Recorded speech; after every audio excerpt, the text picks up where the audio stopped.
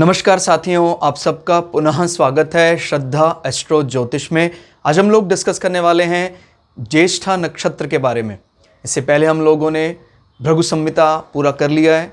कोई भी व्यक्ति अपने लग्न अनुसार अलग अलग ग्रह के फल को जानना चाहता है तो प्लेलिस्ट सेक्शन में जाए, जहां आपको संपूर्ण भृगु संहिता करके प्लेलिस्ट मिलेगी, जिसमें 1000 से ज़्यादा वीडियो हैं और अपने अलग अलग लग्न में अलग अलग भावों में क्या ग्रह का फल होता है उसको आप आसानी से समझ सकते हैं। उसके बाद इनफैक्ट आप कोई भी चीज़ ज्योतिष में समझने का प्रयास करेंगे तो बहुत आसान हो जाएगा।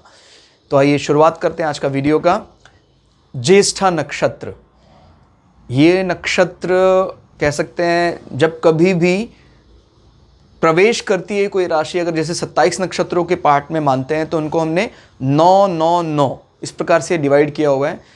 तो इस प्रकार से जब 9 नक्षत्र की बात करते हैं तो वो मेष से लेकर कर्क तक और सिंह से लेकर वृश्चिक तक और धनु से लेकर मीन तक, तो इस प्रकार से 4 राशियों में बात करते हैं। तो जो भी कब कोई जो नक्षत्र है वो शुरुआती पार्ट हो उसका या उसका एंड पार्ट हो, याद रखिए 3 स्लॉट हमने बनते हैं। मेष से लेकर कर्क का अंतिम चरण, और इस प्रकार से सिंह के पहले चरण से लेकर वृश्चिक का अंतिम चरण, और धनु राशि में पहले चरण से लेकर मीन का अंतिम चरण। तो ध्यान रखना, आपको इस अंतिम चरण में ही नक्षत्र गंडांत माना जाता है, जिसको बोलते हैं ना गंडमूल।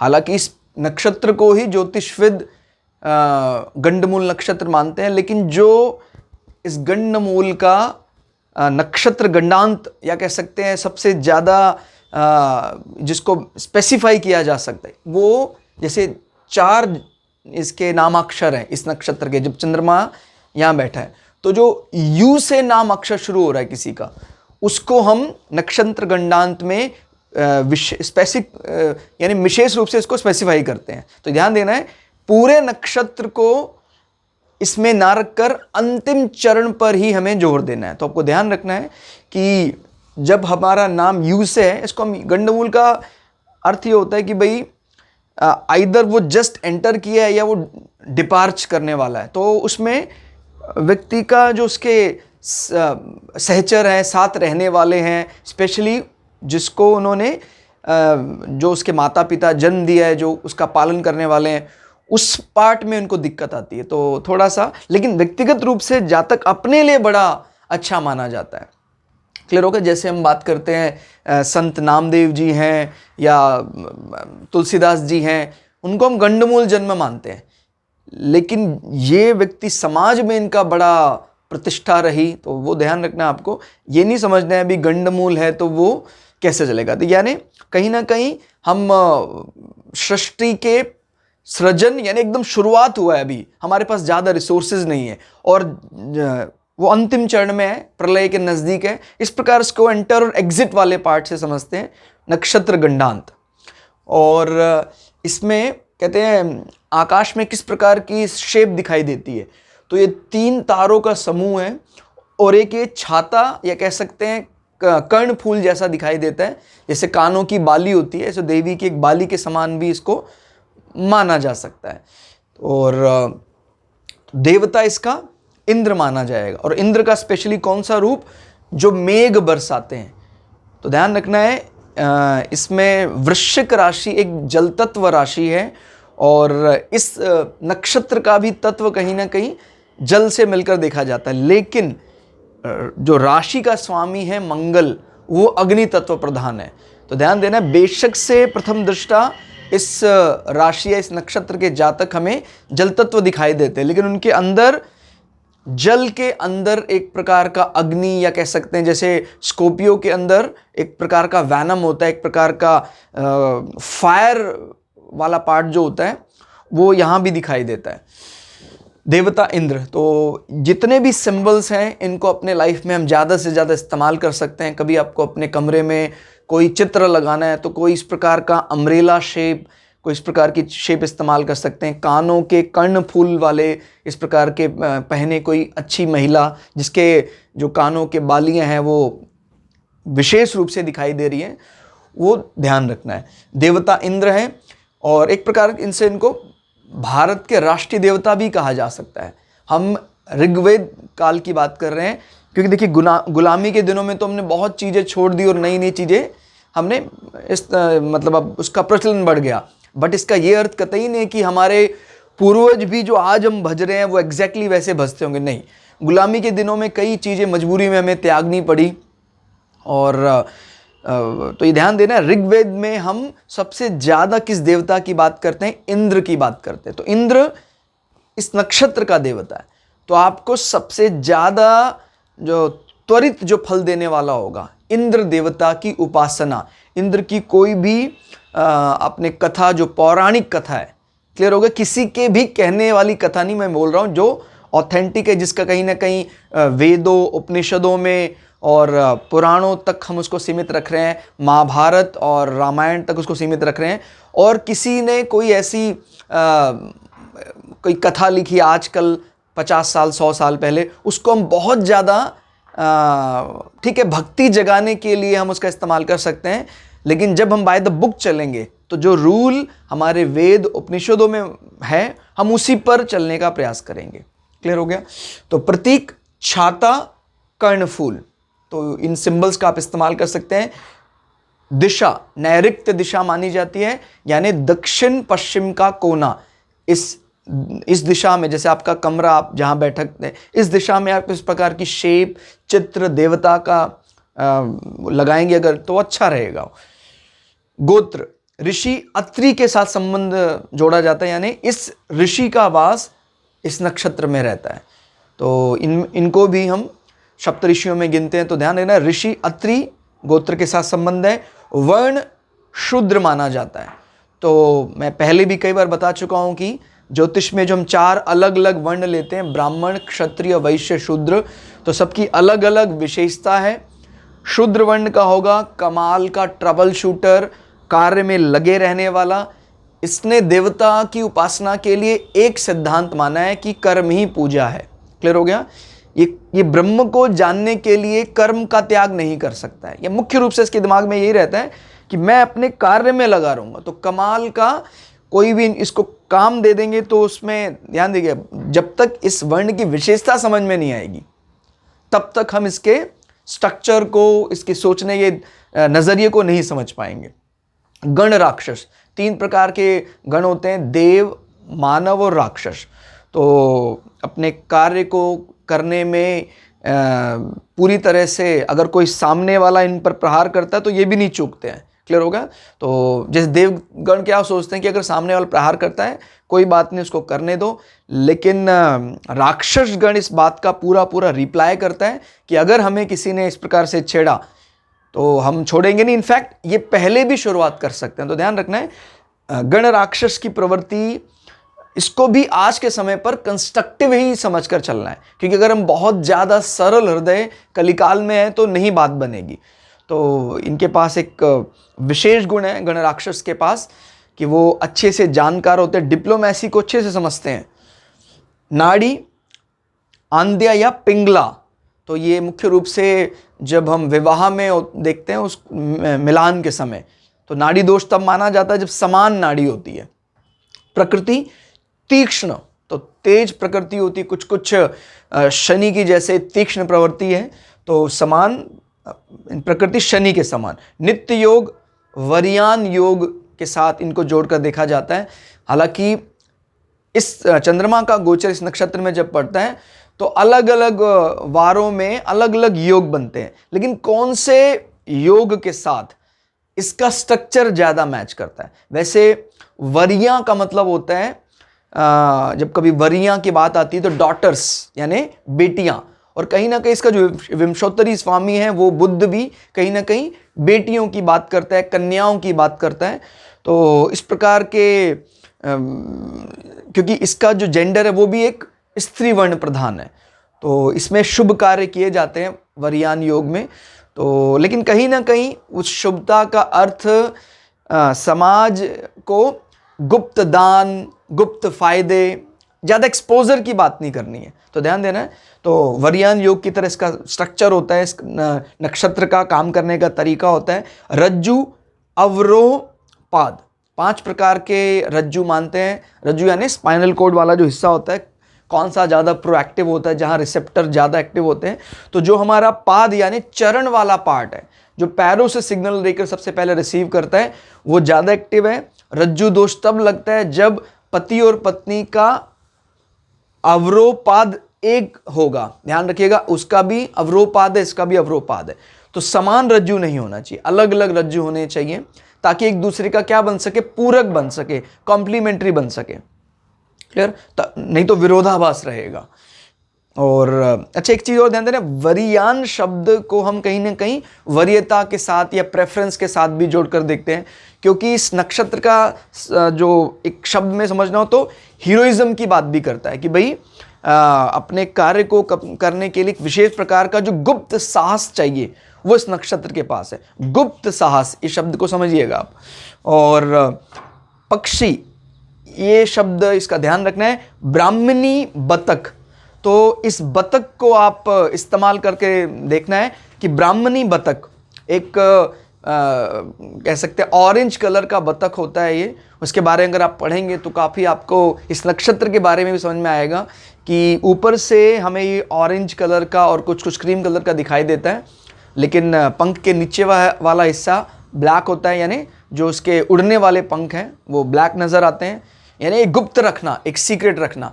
और ये माइग्रेंट्स माना जाता है, यानी यहाँ रहता है और उष्ण कटिबंध क्षेत्र में भी रहता है, यानी ट्रॉपिकल एरिया में भी रहता है, और यूरोप वाले हिस्से में भी ये बहुतायत में पाया जाता है। तो ध्यान देना है, इस बत्तख का चित्र हम अपने घर पर लगाएं, बहुत शुभ माना जाता है।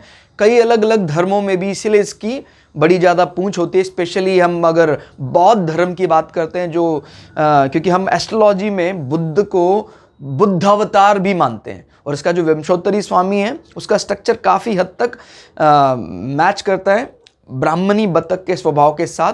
तो इस नक्षत्र के लिए वो प्रधान पक्षी माना जाएगा।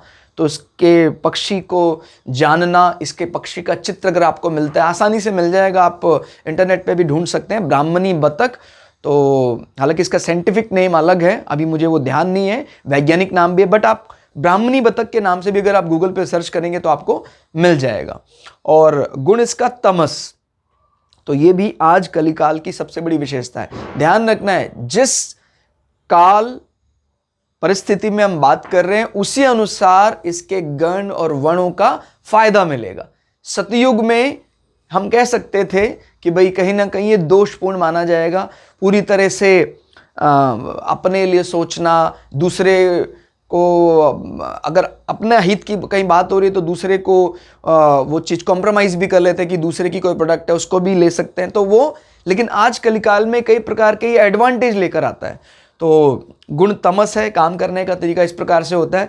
ध्यान देना है, जब मैं कोई महापुरुष की बात करूँगा, जैसे संत नामदेव हैं, तो इनके संत बनने से पहले वाले जीवन को अगर आप समझेंगे तो जल्दी नक्षत्रगण और इनका आपको महत्व समझ में आएगा कि भाई कैसे, क्योंकि संतों के ऊपर तो ये सब नियम, साधारण नियम लागू नहीं होते हैं, लेकिन संत नामदेव बनने से पहले किस प्रकार का इनका सोचने का नज़रिया रहा करता था कि भाई जैसे एक बड़ी अच्छी इनकी कथा आती है को किस प्रकार से उनको जीवन में ईश्वर को कैसे समझा उन्होंने कि भाई इनके जो गुरु बने वो मंदिर में एक बार शयन कर रहे थे, तो उन्होंने बोला कि भाई एक मतलब रूढ़ होकर एक कि भाई कैसे आपने भगवान के सामने चरण किए हुए हैं। तो इनके गुरुदेव ने कहा ठीक है, ऐसी जगह चरण मेरे रख दो जहाँ भगवान नहीं है। और तो फिर उन्होंने कई बार चरण इधर उधर घुमाए तो उनको हर जगह ईश्वर ही नज़र आया। तो उसके बाद ही संत नामदेव वास्तव में तो ये बात याद रखनी है कि संतों पर ये साधारण तमस या राक्षस शूद्र वर्णों को एज इट अप्लाई नहीं करना है। इनके संत बनने से पहले वाले जन्म या कह सकते हैं पहने वाले हिस्से की बात करेंगे, क्योंकि एक प्रकार से हम पुनर्जन्म मानते हैं, कोई संन्यास लेता है या कोई संत बन जाता है तो उस पर फिर, क्योंकि वो किसी चीज़ में फिर दोष नहीं देखता है। लेकिन ये एक एडवांटेज है आज कलिकाल में कि भाई हम भगवान शंकर के उपासक हैं, और अगर शुचिता का थोड़ा ध्यान नहीं भी रखते हैं तो भी, क्योंकि आत्मा तो इन सब चीज़ों से लिप्त नहीं होता है, तो अगर आपके अंदर इतनी फर्स्ट क्लास विचार आ जाते हैं कि आत्म तत्व को समझने लग जाते हैं, तो फिर शरीर का गंदगी या हाथों की गंदगी आपकी पूजा में, आपकी उपासना में, भाई पता लगा आप ट्रैवलिंग में कहीं हैं, आप बार बार हाथ को नहीं धो सकते हैं, फिर भी आप हमेशा ब्रह्म में लीन रहते हैं, तो फिर आपको उन साधारण नियमों से छूट मिल जाती है।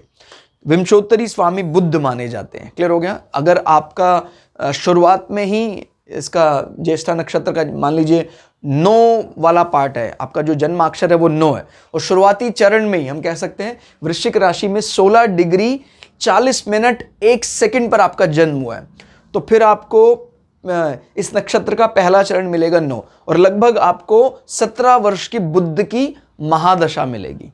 क्लियर हो गया? तो ध्यान देना है कि नक्षत्र का विंशोत्तरी स्वामी और जिस राशि में यह नक्षत्र पड़ रहा है उस राशि का स्वामी ग्रह मजबूत स्थिति में होना चाहिए, तो हम नक्षत्र का पूरा फायदा ले पाते हैं। और हम अगर थोड़ा और माइक्रोस्कोपिक लेवल पर जाते हैं तो जो हमें नवमांश मिलता है अलग अलग चरण में, जैसे कुंभ नवमांश, तो कुंभ का स्वामी कौन है? शनि। अगर वो भी बली हो जाएगा तो फिर वो सोने में सुहागा, एक्स्ट्रा एडवांटेज दे देते हैं। तो काल पुरुष अंग में हम गर्दन वाले हिस्से को ज़्यादा मानते हैं, तो गर्दन या दायां धड़। क्लियर हो गया? कहते हैं ना कि गर्दन जो है वो धड़ से अलग होगी, तो ये वाला हिस्सा इसको हम धड़ में मान रहे हैं। तो राइट वाला जो पोर्शन है धड़ का, उसको इस नक्षत्र के साथ जोड़कर देखना है। तो आप इस अंग का, ये अंग आपका प्रोएक्टिव होगा। अगर दोष है तो इस हिस्से में भी आपको कमी हो सकती है। कहीं ना कहीं अगर हम काल पुरुष की कुंडली से देखते हैं तो अगर अष्टम भाव में कोई खराब ग्रह बैठा है तो डायरेक्ट सेकंड भाव पर दृष्टि डाल रहा है, और दृष्टि डालने से, क्योंकि सेकंड भाव हमारे गले की बात करता है, हमारी वाणी की बात करता है, उसको भी नेगेटिवली या पॉजिटिवली इंपैक्ट कर सकता है। इसमें हम बात करते हैं वनस्पति, चीड़ और सेमल। तो ध्यान देना, चीड़ से ही हम इस नक्षत्र के स्ट्रक्चर को पूरी तरह समझ सकते हैं।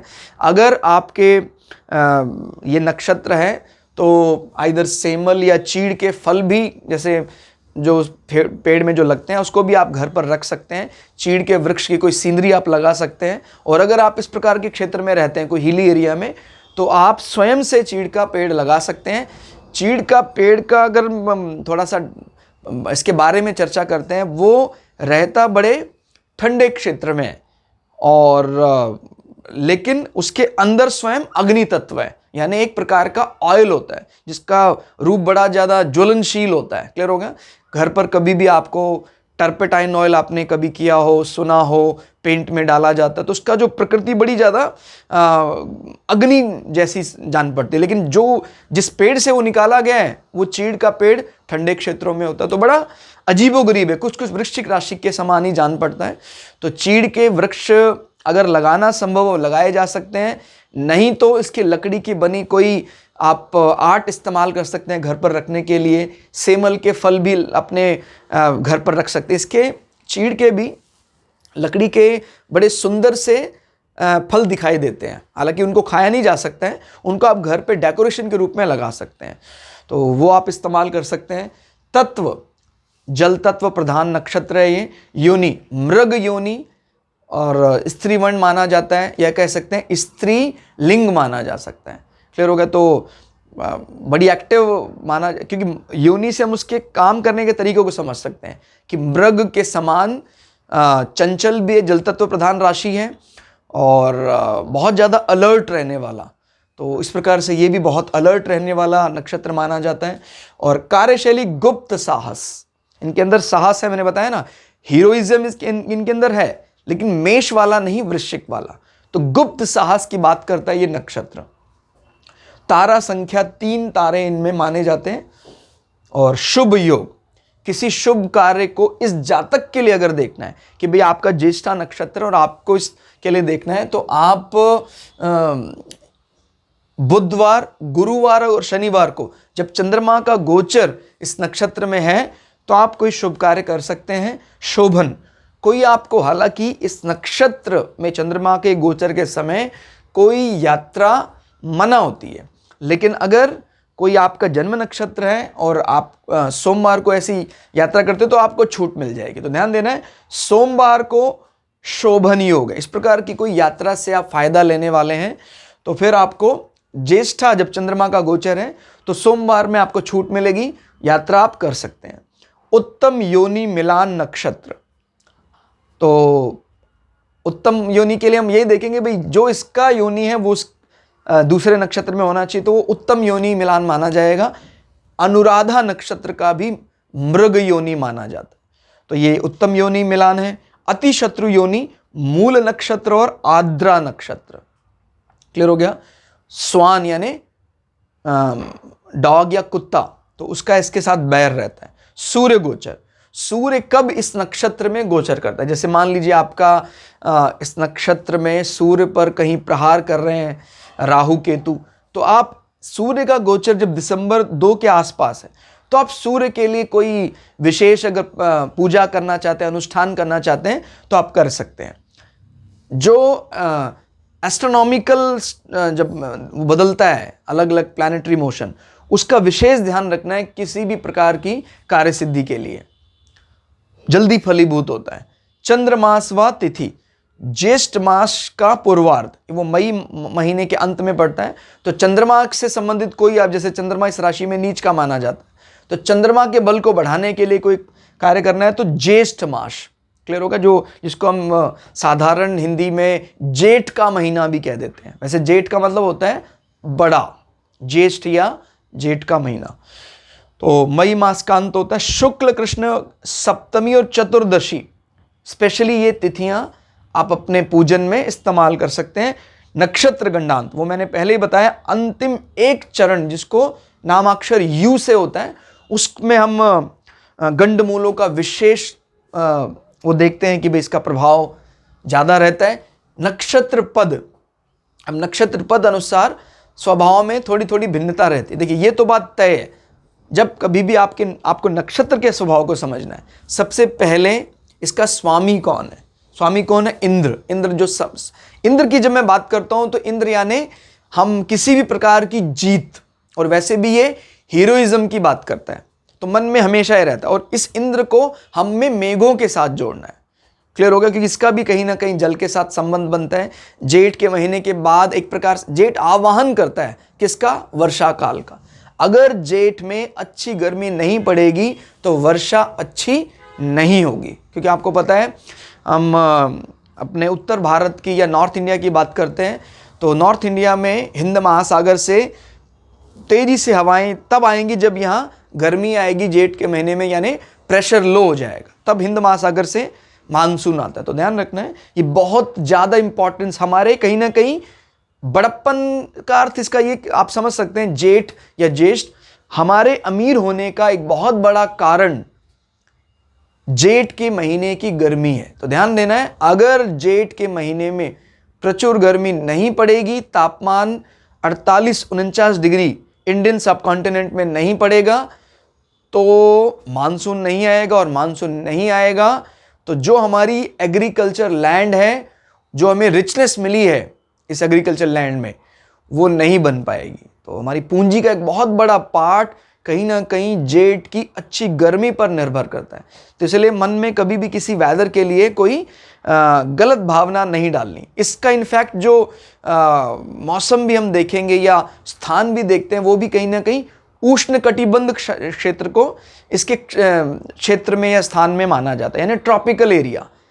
क्लियर हो गया। तो जहाँ पर अगर आप इक्वेटर से देखते हैं, भूमध्य रेखा से अगर लेकर चलते हैं, तो भूमध्य रेखा से लेकर करीब करीब 30 डिग्री तक का जो क्षेत्र है, ये धरती ऊपर भी और नीचे भी, यानी कर्क रेखा की तरफ भी और मकर रेखा की तरफ भी, ये वाला हिस्सा धरती का सबसे ज़्यादा बायोडाइवर्सिटी वाला माना जाता है, और यहाँ गर्मी भी अच्छी खासी पड़ती है, और इसी कारण से जैविक विविधता सबसे ज़्यादा है। तो अपने नाम को ये सार्थक करता है, ज्येष्ठ मास। तो इसमें ध्यान रखना है। इसका अंतिम चरण, अब हम बात करते हैं नक्षत्र पद की, तो वृश्चिक राशि में 16 डिग्री 40 मिनट से 20 डिग्री तक इसको हम धनु नवमांश में मानते हैं। तो अब आपको यह भी ध्यान देना है कि वृश्चिक राशि है और धनु राशि का जो स्ट्रक्चर है, ध्यान देना है, इस राशि के स्वामी को भी इन्वॉल्व नहीं करना है, अभी मुख्य रूप से राशि को इन्वॉल्व करना है। धनु नवमांश का अलग स्ट्रक्चर है और मीन नवमांश का अलग स्ट्रक्चर है। इसको वो कह सकते हैं राजा के दरबार में काम करने वाला राजपुरोहित जो स्वभाव से कुछ कुछ क्षत्रिय जान पड़ता है। हालांकि वो ब्राह्मण है, लेकिन क्योंकि वो उसमें क्षत्रियों की सभा में बैठता है तो वो सही को सही, एक बोल्डनेस की बात करता है। तो जातक शिष्ट है, जो प्रथम चरण में जिसका जन्म हुआ है, कर्तव्य निष्ठ की बात करता है, और प्रजापालक गुप्त भेदों के प्रति सतर्क बुद्धि, क्लियर हो गया, अलर्ट होकर एक राजपुरोहित की तरह। कहीं ना कहीं वृश्चिक और धनु नवमांश के मिलन की बात यहाँ हो रही है, तो उसको समझना है। अब मैंने बताया था अगर धनु नवमांश यानी बृहस्पति भी इस कुंडली में बलि हो जाए, अगर आपका ज्येष्ठा नक्षत्र है और नवमांश आपका धनु नवमांश है, कहना ही क्या, क्लियर। तो अगर हम बात करते हैं नक्षत्र पद दो है, तो फिर आपको एक तो वृश्चिक राशि का ध्यान करना है, और फिर हमें 20 डिग्री से 23 डिग्री 20 मिनट तक का ध्यान देना है, यानी मकर नवमांश आ जाएगा। एक चीज मैं आपको बता रहा था कि नक्षत्र को समझना है तो ये 3 चीजें मुख्य ध्यान देनी है। एक तो नक्षत्र का देवता, नक्षत्र किस राशि में पड़ रहा है, और नक्षत्र का विंशोत्तरी स्वामी कौन है, इसका मिला जुला रूप। तो जो विंशोत्तरी स्वामी वो बुध है, तो बुध की कैलकुलेशन भी आएगी।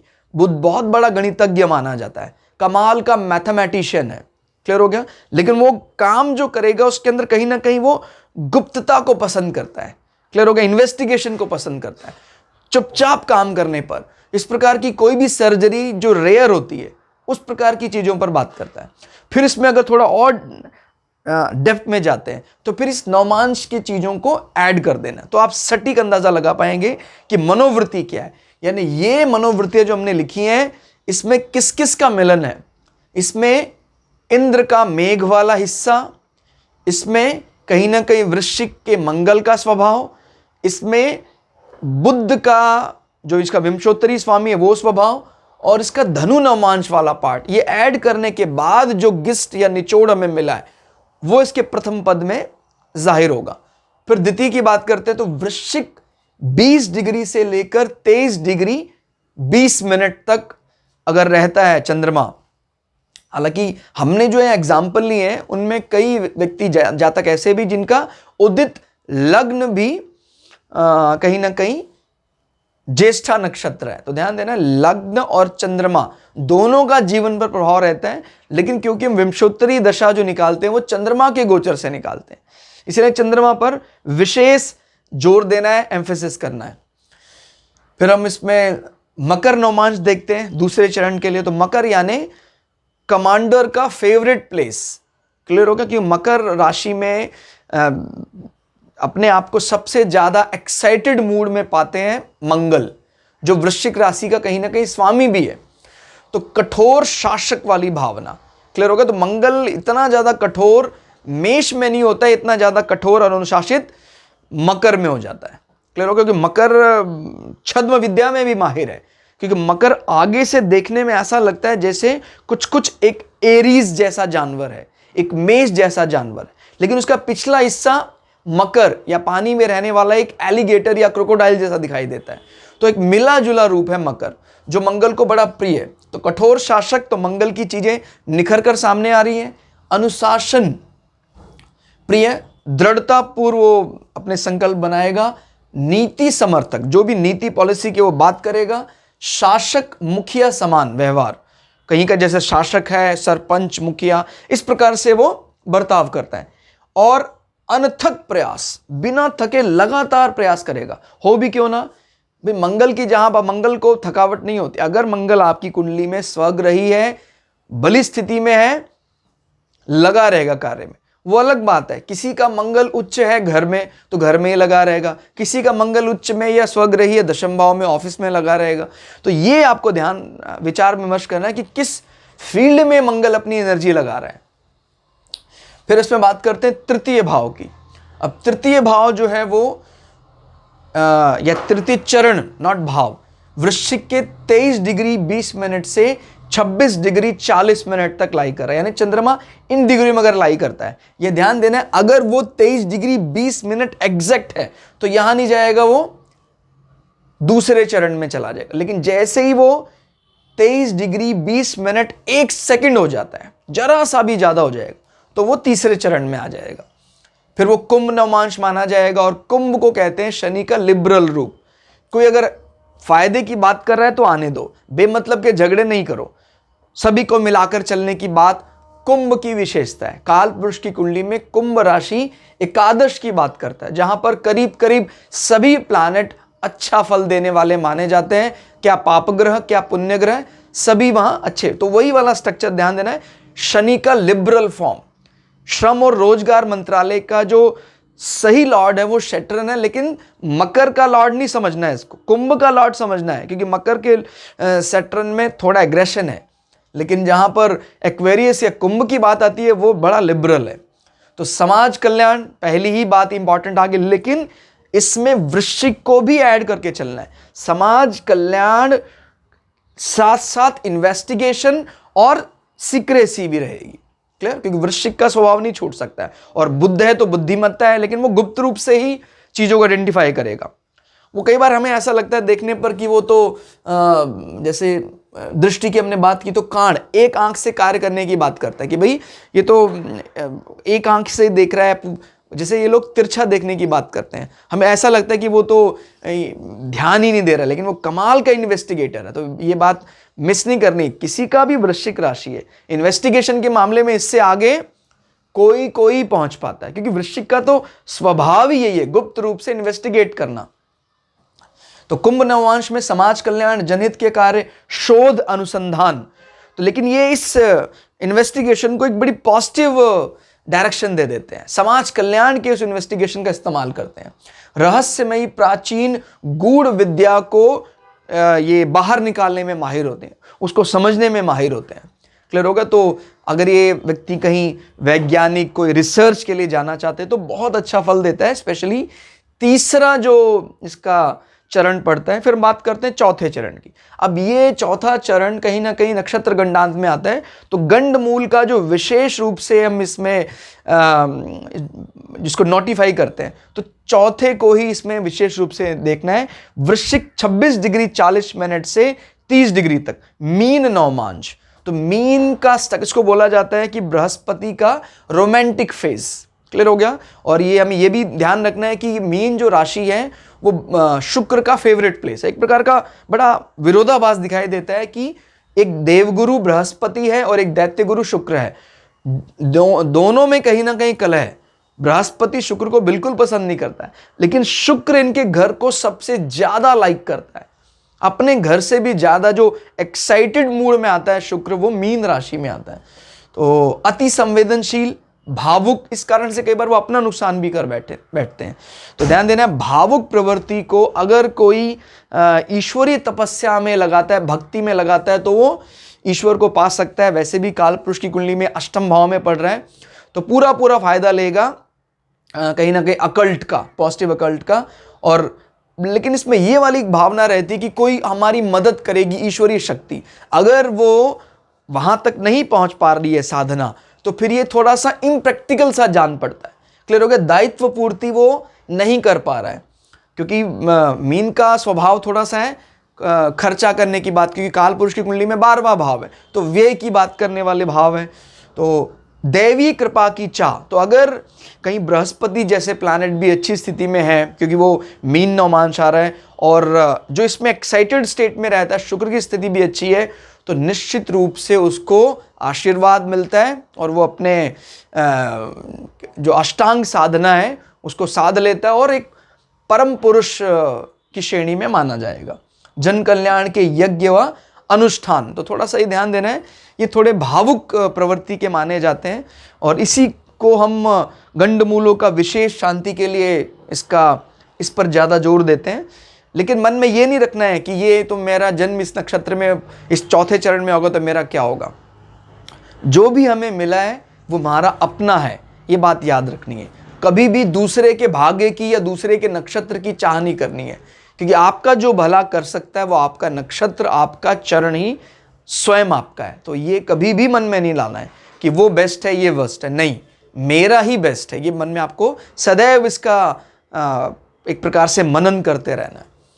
स्थान, अच्छा, ये बात बताने से पहले मैं आपको दोबारा बता रहा हूं, ये एक प्रकार का हम स्त्रोत पाठ के समान ही कर रहे हैं, क्योंकि जब कभी भी किसी नक्षत्र का या कोई नवग्रह कवच का पाठ करते हैं तो क्या क्या नक्षत्र को या ग्रह को अच्छा लगता है हम उसकी बात पढ़ते हैं। यहाँ भी जो हम डिस्कस कर रहे हैं क्या क्या नक्षत्र को अच्छा लगता है, कब ये गोचर सूर्य गोचर में ले रहा है, कब कौन सी तिथि में जा रहा है, तो ये आपको समान फल देगा। जो कोई आप इसके स्त्रोत का पाठ करते हैं तो इसका एक बार दो बार आप इसको प्ले करेंगे, आप इसको धारण करें कि कौन सी वनस्पति इसकी है, कौन सा पक्षी इसको प्रिय है, तो वो उसके समान एक वैदिक स्रोत के समान काम करेगा। हालांकि संस्कृत के मंत्रों का बल विशेष रूप से देखा जाता है, लेकिन फिर भी अगर हम मंत्र का उच्चारण सही ढंग से नहीं कर पा रहे हैं तो हिंदी में भी अगर हम उसको धारण करते हैं तो फल तो मिलेगा ही। फिर इसमें बात करते हैं उष्ण कटिबंध, जैसे मैंने पहले ही बताया, इस प्रकार के ट्रॉपिकल एरिया की बात करते हैं स्थान में, और एक वृद्ध आश्रम से जोड़कर देखा जाता है। समाचार पत्र, मुद्रा जहां पर इनका छपाई होती है उस स्थान से क्योंकि कहीं ना कहीं वो इन्वेस्टिगेट करके चीज़ों को कंबाइन करके बुद्ध वाली बात भी आ रही है, क्योंकि इसको विंशोत्तरी स्वामी है, और वृश्चिक की बात भी आ रही है, तो उस स्थान को जोड़कर देखना है। विमान का निचला हिस्सा इसके साथ भी, क्योंकि प्राय वो हाइड रहता है, दिखाई नहीं देता है, तो उस क्षेत्र की बात भी हमें इसके साथ जोड़कर देखनी है। तो गुप्त महल, जब हम स्थान की बात करेंगे, जब हम विहित कार्य की बात करेंगे, तो आप उसको कहीं ना कहीं अपने प्रोफेशन में भी अटैच करके देख सकते हैं। क्लियर, किस प्रकार के कार्यों में हम लिप्तता अपनी रख सकते हैं। और कोई गुप्त महल है जो प्राय सबके सामने नहीं है, ज़्यादा जानकारी नहीं है लोगों को, तो वो स्थान आप विजिट में भी अपने घूमने में भी ले सकते हैं। आपका नक्षत्र है, कभी आप भी देखिए, हम प्लान तो कहीं ना कहीं हम बनाते हैं घूमने का, तो क्यों ना वो जगह हम चुने जो हमें स्वभाव से हमारे नक्षत्र को प्रिय है, तो उसका विशेष रूप से कहीं ना कहीं फल मिलेगा। मुख्य रूप से देखिए, हम तो नियमों के लिए ही जाने जाते हैं। कोई लोग कहता है भाई जो मन में आता है वो करना चाहिए, तो हमने ये तो नहीं कहा आपको कि भाई आप अपने जीवन को पूरी तरह से बांध लो, लेकिन फिर भी ये बात भी पूरी तरह सही नहीं कि जो मन में आए वो करो। नहीं, हमें बाय द बुक चलना ही पड़ेगा। अगर हमारा जीवन नियमों पर नहीं चलेगा तो हम सब कुछ खो बैठेंगे। तो ध्यान रखना है, नियमों का पालन हम अपने बच्चों से भी एक्सपेक्ट करते हैं, और वो तभी करेंगे जब आप नियमों का पालन करेंगे। क्लियर होगा, क्योंकि कहने से पालन नहीं होता है, करने से पालन होता है। कि तभी हम स्वयं भी वो पालन करें तो हमारी आने वाली पीढ़ियां भी उसका पालन करेंगी।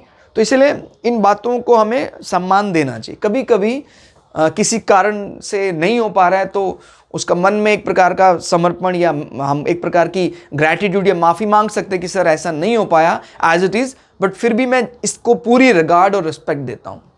व्यवसाय, एक प्रबंधक का कार्य, और जो भी प्रबंधक ये कार्य करेगा वो सीक्रेसी रखेगा अपने कार्य में, एक गुप्त रूप से करने वाले कार्य में। सुरक्षा कर्मचारी, समाचार वाचक, समाचार वाचने वाले, और व्यापार संघ का नेता, क्योंकि इसको हम बुद्ध के साथ भी जोड़कर देख रहे हैं। बुद्ध का भी और नेता की बात आई तो इंद्र जो उसका देवता है, हालांकि विंशोत्तरी स्वामी इसका बुद्ध है। राशि का स्वामी मंगल है। क्या लोग, तो नेता और इंद्र दोनों वाली बात इसमें, यानी मंगल और इंद्र दोनों की बात यहाँ निकल कर सामने आ रही है। गुप्तचर, इन्वेस्टिगेशन एजेंसी में काम करने वाला व्यक्ति। जलयान सेवा, क्योंकि एक जल तत्व राशि है वृश्चिक राशि, तो वो भी जोड़कर इसको देखना है। एक धावक, दौड़ लगाने वाला व्यक्ति। क्लियर हो गया, तो उसके साथ भी इसका संबंध कहीं ना कहीं आता है। शल्य चिकित्सा, देखिए कभी भी किसी का चंद्रमा अगर वृश्चिक में है, चाहे वो इस नक्षत्र की बात करें या किसी भी नक्षत्र की बात करें, अगर वो वृश्चिक राशि में है तो उसको कोई ऐसे दृश्य जरूर जीवन में देखने पड़ते हैं जो कई बार हृदय विदारक होते हैं। लेकिन अगर मंगल अच्छी स्थिति में है तो वो उन दृश्यों को देखेगा, लेकिन कभी भी द्रवित नहीं होगा और कभी भी उसके हाथ पैर नहीं कांपेंगे। तो इसलिए कहा जाता है जो मेडिकल में जाने वाले, जैसे एमबीबीएस में या कोई सर्जरी करने वाले हैं, उनका चंद्रमा कहीं ना कहीं या तो छठे भाव के साथ संबंध बनाता है या वृश्चिक राशि के साथ संबंध बनाता है। यह ऐसा भी हो सकता है कि अगर आपका वृश्चिक का चंद्रमा है तो आप तो मेडिकल प्रोफेशन में नहीं है, लेकिन आपका पार्टनर मेडिकल प्रोफेशन में है, तो आपको वो बातें पता लगती रहती है या आप वो चीज़ें रिव्यू करते रहते हैं कि हाँ वो वाला पार्ट। तो ये बात ध्यान रखना है। वृश्चिक के चंद्रमा वाले कई व्यक्तियों को इस प्रकार के दृश्य देखने में आते हैं। अब अगर मंगल अच्छी स्थिति में है तो वो दृश्य, अब जैसे सेना में कोई कार्य करने वाला व्यक्ति है तो किस प्रकार की वो दृश्य देख रहा है, लेकिन वो इन दृश्यों से कभी भी द्रवित नहीं होगा, घबराएगा नहीं, अगर राशि का स्वामी माने मंगल भी बली है। क्लियर? तो वो ध्यान रखना है इसमें। धावक चलित, फिर हम विहित कार्य की बात करते हैं, यानी अगर चंद्रमा का गोचर चल रहा है तो किस प्रकार के कार्य शुभ माने जाते हैं। आप इसको अपने प्रोफेशन से भी ऐड करके देख सकते हैं। कोई कठोर निर्णय आपको अपने ऑर्गेनाइजेशन के लिए, कुछ प्रकार का कंट्री के लिए लेना है, आपको लगता है कि नहीं उसका ये सही है और थोड़ा कठोर हमें लेना पड़ेगा डिसीजन, लेकिन वो सही है, तो आप लेना चाहिए गुप्तचर कार्य। कोई आपको किसी को इन्वेस्टिगेट कराना है तो वो चंद्रमा का गोचर में अच्छा माना जाता है। हिसाब चुकाना, आपको किसी का कुछ रिटर्न करना है, हिसाब चुकाना है, वो अच्छा माना जाता है। क्रूर कार्य, क्लियर हो गया, अगर वो समाज हित के लिए, क्योंकि मंगल एक कमांडर है, वो कभी भी अपने हित को सर्वोपरि करके तमस प्रवृत्ति में नहीं जाता, क्योंकि मंगल को तामसिक माना जाता है। लेकिन मंगल के तमस में और शनि के तमस में जमीन आसमान का फर्क है। मंगल का तमस है क्योंकि वो राजा का कमांडर है, और कमांडर का दायित्व है देश की रक्षा करना, राष्ट्र की रक्षा करना, तो उसका जो क्रूर कर्म है वो राष्ट्र के लिए है। वृद्ध जनों की सेवा करना, वो भी कहीं ना कहीं हम, क्योंकि अष्टम भाव या 8वीं राशि को हम इस प्रकार का जो भी उपचार के साथ भी जोड़ते हैं, ऐसी प्रकार असाध्य बीमारियों के साथ भी जोड़कर देखते हैं, तो तांत्रिक प्रयोग वो भी अष्टम भाव के साथ जोड़कर देखा जाता है। और वो वृश्चिक राशि कालपुरुष की कुंडली में 8वें भाव में ही आती है। गंभीर समस्याओं पर विचार, वो भी हम कहीं ना कहीं 8वें भाव के साथ ही जोड़कर देख रहे हैं कि जो भी ऐसी समस्याएं हैं जिनको हम, देखिए छोटी बीमारी है तो हम 6ठे भाव से देखते हैं, और बड़ी बीमारी बढ़ गई है, वो ज़्यादा कष्टकारी बीमारी है, गंभीर बीमारी है, तो हम उसको 8वें के साथ जोड़कर देखते हैं। और विद्रोह को चलना, कोई विद्रोह इस प्रकार का है, उसको अगर चुपचाप को चलना हो, कोई ऐसा प्लानिंग आपने बना रखी है, तो वो छद्म विद्या, वो नीति का सही सदुपयोग इसमें अच्छा माना जाता है। फिर निषिद्ध कार्य, सर्वार्थ सिद्धि लोभ, कोई इस प्रकार का लोभी वृत्ति, हालांकि कलयुग में ये वृत्तियों को हम पूरी तरह इनसे माने मुक्त नहीं हो सकते, थोड़ा तो मन में दोष भाव रहेंगे ही रहेंगे। तो कहते हैं अगर इस प्रकार के कोई कार्य करने का कभी विचार भी बनाते हैं इस नक्षत्र में तो बिल्कुल वर्जित है। अनुचित लाभ पाना, हालांकि ये तो सदैव ही बुरा कर्म माना जाएगा, फिर भी अगर कोई इस प्रकार के ऐसा लाभ उठाता है, निश्चित रूप से उसका भारी हर्जाना उठाना पड़ेगा। क्लियर हो गया? उपचार अगर करते हैं तो सार्थक नहीं होता है वो, और विवाह भी इसमें अच्छा नहीं माना जाता है। अधिक विश्राम मनोरंजन के कोई कार्य इस प्रकार के हैं तो उसको नहीं करना चाहिए। यात्रा, मैंने बताया कि इसमें यात्रा सिर्फ शोभन योग अगर चल रहा है, स्पेशली इस नक्षत्र जातकों के लिए, तो वो यात्रा की शुरुआत कर सकता है, नहीं तो यात्रा को अवॉइड करना चाहिए जनरली इस नक्षत्र में जब चंद्रमा का गोचर है। फिर उपचार की बात करते हैं, तो उपचार में ये सभी चीजें आप इंक्लूड कर सकते हैं जो हमने बात है। मुख्य रूप से इनका देवता, प्रतीक और ऋषि और वनस्पति, पक्षी, तो उनके चित्र का कहीं ना कहीं प्रयोग करना, इनके बारे में जानना, आप वो लगाएं। बाकी इसमें इंद्र मेघ देवता की उपासना, इंद्र को भजना, कि इंद्र को किस प्रकार का उनका स्वरूप है, उनको एक बार ब्रह्म हत्या लग गई थी, उस प्रकार से उसका निवारण कैसे हुआ था, वो बृहस्पतिवार की कथा में हम पढ़ते भी हैं, उसको वहाँ पढ़ सकते हैं उनको। और गुप्त दान, अष्टम राशि अष्टम भाव कभी भी पीड़ित होता है तो हमें गुप्त दान की बात करनी चाहिए। ऐसा दान जो हमारे खुद के पार्टनर को भी ना पता, हमारे पति या पत्नी को भी ना पता हो। क्लियर हो गया? और क्योंकि कालपुरुष की कुंडली में 8वां भाव ससुराल पक्ष को, इनला फैमिली की बात करता है, उनको विशेष रूप से सम्मान देना चाहिए। स्पेशली कोई गृहिणी, कोई महिला है तो ससुराल पक्ष के साथ अगर जितना ज़्यादा वो मिलाकर रखेगी उतना ही ज़्यादा चंद्रमा का बल बढ़ जाएगा, क्योंकि एक प्रीमेस तो हमेशा ही रहेगी। 8वीं राशि कहीं भी चली जाए, वो 8वें भाव का जो ससुराल पक्ष वाली इमेज है वो तो हमेशा लेकर चलता है। तो विशेष ऐसे लोगों का सम्मान करना चाहिए जिनका इन-लॉ फैमिली के साथ, क्योंकि देखिए हालांकि सभी हमारे लिए पूजनीय है, क्या हमारे पिता, क्या हमारी माता, लेकिन स्पेशली 8वें भाव को हम हमारे ससुराल पक्ष के साथ जोड़ते हैं, तो उनको विशेष रूप से सम्मान देना चाहिए। उदाहरण में बात करते हैं तो अल्बर्ट आइंस्टाइन, अल्बर्ट आइंस्टाइन ने भी जीवन के कई रहस्यों से पर्दा उठाया और वो गंभीर बातें भी बताई जो कल्पना नहीं कर सकते हैं कि कैसे कोई व्यक्ति प्रकाश के वेग को माप सकता है। E बराबर mc² आपने पढ़ा हो या थ्योरी ऑफ रिलेटिविटी कभी जाना हो पढ़ा, वो सब अल्बर्ट आइंस्टाइन जो वृश्चिक के साथ संबंध रखते थे। खलील जिब्रान, और इनके बारे में भी कहते हैं कि ये एक दर्शन शास्त्र का इन्होंने एक ऐसा विषय लिया जो बड़ा डिस्प्यूटेड भी रहा और कई ऐसी चीज़ें जो बड़ी उलझी हुई थी उनको सुलझाने का प्रयास किया, उस पर बड़ा डिस्प्यूट भी हुआ। तो उनका पढ़ सकते हैं कि ये इनका संबंध कहीं ना कहीं सीरिया के साथ, लेबनान के साथ इनका संबंध रहा। फिर उसके बाद ये न्यूयॉर्क में जाकर इन्होंने ऐसे गंभीर विषय लिए, कहीं ना कहीं बाइबल के साथ तो उन्होंने वो चीज़ें छापी और उन चीज़ों पर बाद में विवाद भी हुआ। तो रहस्यमय विषयों पर ये पारंगत थे। और सचिन तेंदुलकर, सचिन का भी कहीं ना कहीं संबंध यहाँ दिखाई देता है। तो जैसे मैंने बताया कि अगर वृश्चिक के साथ संबंध आता है चंद्रमा का, तो निश्चित रूप से आप या आपका पार्टनर जो है वो एक मेडिकल प्रोफेशन से ताल्लुक रखेगा ही रखेगा। तो कहीं ना कहीं मेडिकल से साथ संबंध इनके धर्मपत्नी जी का है, वो प्रोफेशन से डॉक्टर हैं वो। और संत नामदेव जी, तो संत नामदेव जी को भी जैसे हम कहीं ना कहीं गंडमूल से प्रभावित मानते हैं, तो जीवन में माता और पिता का विशेष स्नेह तो नहीं दिखाई देता, लेकिन हमें भूलना नहीं चाहिए कि इनके लिए प्रसिद्धि की कभी कोई कमी नहीं रही, ईश्वरीय कृपा की कोई कमी नहीं रही। जीवन का एक शुरुआती फेज है, हम वही मान सकते हैं करीबन 18 से 20 वर्ष तक इनके जीवन में कुछ ट्रबल वाला एरिया ऐसा रहा और जिसको समझने में बहुत ज़्यादा समय लगा। अंततोगत्वा जब उस ईश्वरीय तत्व को समझ गए तो पूरे क्षेत्र में, या कह सकते हैं अपने क्षेत्र की सीमाओं को परे, पूरे भारत में संत नामदेव जी का नाम हुआ। तो दोस्तों, हमने नक्षत्र को डिटेल में समझाने का प्रयास किया और वो रेयर बातें भी एक प्लेटफॉर्म पर रखी जो जनरली एक प्लेटफॉर्म पर नहीं मिल पाती हैं। क्लास आपको कैसी लगी कमेंट करके ज़रूर बताइएगा।